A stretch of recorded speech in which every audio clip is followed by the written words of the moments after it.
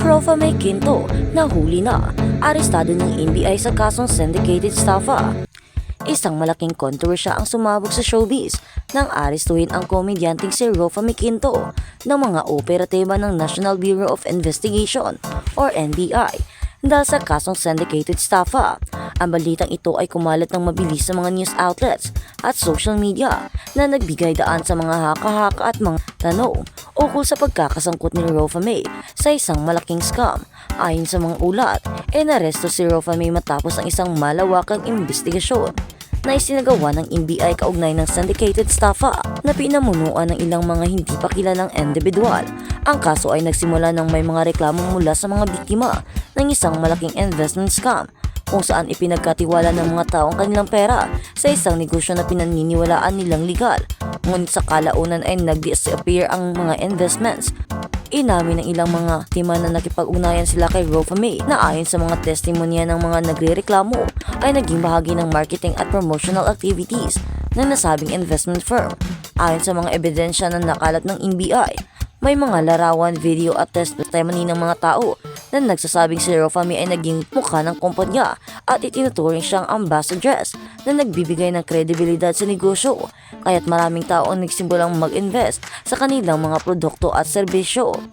Ang kaso ng syndicated estafa ay isang malubhang krimen na naglalaman ng mga pundo o ari-arian mula sa maraming tao na niloko at ang mga sangkot dito ay maaaring makulong ng hanggang 20 taon. Ang pagkakasangkot ni Rofa May sa naturang kaso ay naging malaking usapan o usapin dahil sa kanyang pagiging isang kilalang personalidad sa showbiz at ang kanyang pangalan ay ginamit para mapalakas ang tiwala ng publiko sa hindi lehitimong negosyo. Nagbigay naman ng pahayag ang company Rofa May at initanggi niya na anumang personal na kasangkutan sa scam. Ayon sa kanyang abogado, si Rofa May ay unwittingly naging bahagi lamang ng kumpanya at hindi niya alam na may mga illegal na aktibidad na nangyayari sa likod nito. Hindi pa namin alam na may mga illegal na transaksyon ang kumpanyang iyon. Si Rofa May ay nakipag-partner lamang bilang isang celebrity endorser, ani ng kanyang abogado sa isang pahayag. Dagdag pa ng abogado, si Rofa May nagsagawa sila ng sariling investigasyon upang alamin kung ano ang tunay na nangyari at upang maprotektahan ang kanilang kliyente mula sa anumang maling paratang. Ngunit hindi rin nila itinanggi na may mga responsibilidad ang isang public figure sa pagpili ng kanilang mga endorsement deals, kaya't nangako sila na makikipagtulungan sa mga otoridad upang linawin ang lahat ng detalye. Samantala, hindi maiwasan ng mga netizens na magbigay ng kani-kanilang opinyon sa issue. Marami ang nagulat sa balitang ito at ang ilang mga fans ni Rofa May ay nag-express ng kanilang pagkabigla at pagkabahala. May mga nagsasabi na hindi nararapat mangyari ito kay Rofa May, lalo na't kilala siya bilang isang mabait at matulunging tao sa industriya. Ngunit may ilan ding nagsasabing kahit sino, kahit pakilalang personalidad ay dapat mag-ingat sa kanilang mga negosyo at partnerships at hindi basta-basta magtatangkilik ng mga kumpanya na hindi kumpleto ang background check.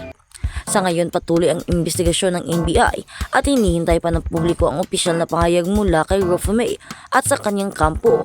Ang issue ng syndicated estafa ay isang seryosong kaso, kaya tsak na magiging matagal ang legal na proseso bago ito malutas, habang ang mga fan ni Rofa May ay umaasang magkakamtan ng kanilang idolo ang hustisya. Maraming tanong pa ang kailangang masagot sa kasong ito. Sa kabilang banda, Rofa May Quinto sumurrender na sa NBI. Sumuko na si Rofa May Quinto nitong Merkules sa National Bureau of Investigations or NBI. Ito ay kaugnay ng kasong kinakaharap niya matapos ang warrant of arrest na inilabas sa korte sa Pasay. Sinabi ni Naya NBI Chef Jamie De Leon na nakipag-coordinate ang abogado ni Quinto sa NBI para sa kanyang voluntaryong pagsuko. Sumailalim muna si Quinto sa medical legal examination bago dinala sa korte ng Pasay. Sinampahan ng asunto ang aktres na ugnay sa isyu ng Dermacare, ang parehong kumpanyang sangkot sa pag-aaresto kay Neri Naik. Nahaharap si Rofa May sa 14 na counts ng kasong paglabag sa Section 8 ng Securities Regulation Code. Malaya na si Rofa May Quinto matapos magpiyansa ng 1.7 billion. Malaya na ang TV host comedian na si Rofa May Quinto matapos magpiyansa sa National Bureau of Investigation noong Huwebes sa 14 na bilang paglabag sa Section 8 Code, Securities Regulation Code. Ang mga kasong ito ay sinampa ng mga mamumuhunan laban sa kumpanya ng skincare na Dermacare. Pagdating sa Pilipinas mula sa Estados Unidos noong Miyerkules ika-8 ng Enero, inihatid si Quinto sa Bureau of Immigration at kalaunan ay to turn over sa NBI dahil sa alertless order na konektado sa kanyang mga warrant of arrest. Una nang sinubukan ni Quinto at ng kanyang legal team na iproseso ang kanyang piyansa noong hapon ding iyon, ngunit hindi na kumpleto ang pamamaraan na nangangailangan na manatili siya ng magdamag sa tanggapan ng NBI. Noong Huwebes Enero 9, matagumpay niyang naproseso ang kanyang piyansa na nagbayad ng kabuuang 1.7 milyon na ang bawat kaso ay itinakda sa 126,000. Sa isang panayam, nilinaw ni Quinto ang kanyang hindi pagkakasangkot sa anuman sa Dermacare. Iginiit na siya ay isang comedian lamang at hindi isang negosyante. Comedian talaga ako. Iyon nga ang sabi ko. Ako po ay isang komedyante, hindi po ako negosyante. Kaya kahit kailan hindi po ako nagnenegosyo. Kaya wala na akong negosyo or wala po akong negosyong kinalaman sa ganyan. As I always tell people, I am comedian. Paliwanag pa ni Quinto, ang legal team ni Quinto ay hindi pa naglabas ng mga karagdagang detalye tungkol sa mga susunod na hakbang sa pagtungo ng mga singil. At sa kabilang balita, Trevor sinupla balikan kay Rofami Quinto. Tinuldukan na ng tuluyan ni Trevor Magallanes ang marriage na ni Rofami Quinto matapos niyang tablahin ang mga netizens na umaasang magkabalikan pa sila sa Instagram. Sinagot niya ang komento ng netizens na wow, they're back. God bless you sir and your family. Rofami Quinto is a wonderful person.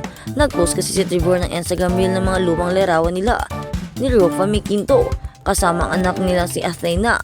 Reply ni Trevor sa komento ng netizens, we are not back. I have no intention on having any other relationship with her than ex-spouse. Sinagot din ng estranged husband ni Rofami ang homopia ng balikan nila. You will be disappointed, sabi ni Trevor. Sinupalpal din ni Trevor ang isa pang netizens at sinabing hindi siya interesado sa relationship advice nito. I'm not interested in your relationship advice po. Please mind your business. Rofami, go go go lang sa buhay. Very positive lang sa kanyang buhay ang kapuso komedyante na si Rofami Quinto kahit na inamin na ng mister niya si Trevor Magallanes na pinaprocess na ang kanilang divorce. Aba sa latest post nga ni Peachy, ibinida niya ang ilang pictures habang nasa Hawaii. Fresh na fresh si Peachy at talaga namang kakaiba ang kanyang ganda no. Say pa niya, starting tomorrow I'll always have a go-go hold hit. Komento ng ilang common friends namin ni Peachy, go-go lang daw sa positibong buhay ng aktres kahit na napakaraming intriga ngayon sa kanyang buhay. Fresh na fresh si Peachy at talaga namang kakaiba ang kanyang ganda. No, say ng isa, starting now. Sabi rin ng ilang mga celebrity sa nakausap namin tungkol sa aktres. Happy sila na mukhang masaya at positive pa rin to sa buhay. Sabi rin ng ilang mga celebrity, at least daw hindi nagpo-post ng kung anong-anong na si Peachy.